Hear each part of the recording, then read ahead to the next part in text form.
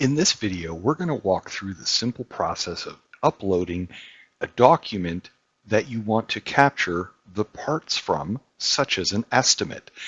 So many people are familiar with an estimate file that looks similar to this. It's going to have different codes on it, some descriptions, quantities.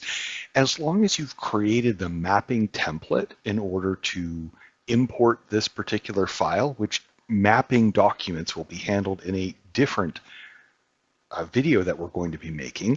So I'm going to walk through how to import this data. First things first, you're going to click on your name. You're going to go to the import tool. You're going to pick the type. Now this was an estimate, so we're going to pick an estimate and we're going to begin our import process. Now this is going to presuppose that you're already going to have the templates created. Again, we're going to show how to create templates in a separate video.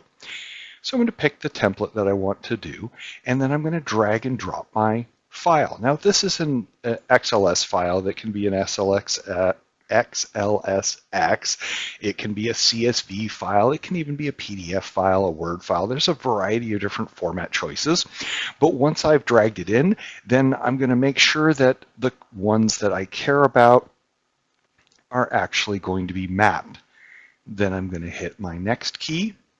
Again, I have an option to make sure that I see that things are mapping correctly. And then finally, I'm going to confirm. If I wanted to create a new template because I've made some edits to it, I can create a new template. Otherwise, I'm just going to hit no. Now the import is successful.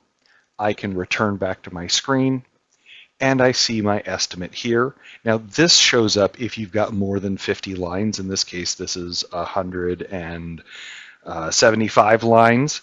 And so I've got all of my lines in there, and I've got a unique requisition number, and it's labeled as an estimate.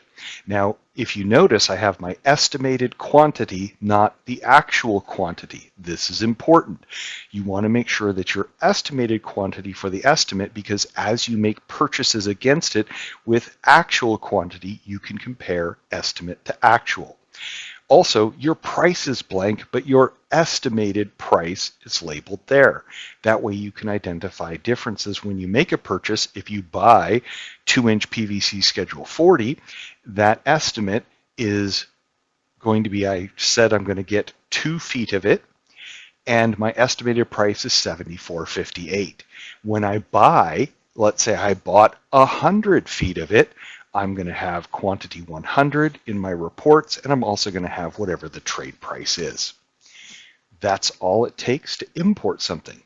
Please watch the video on how to create the template if you would like to see that process.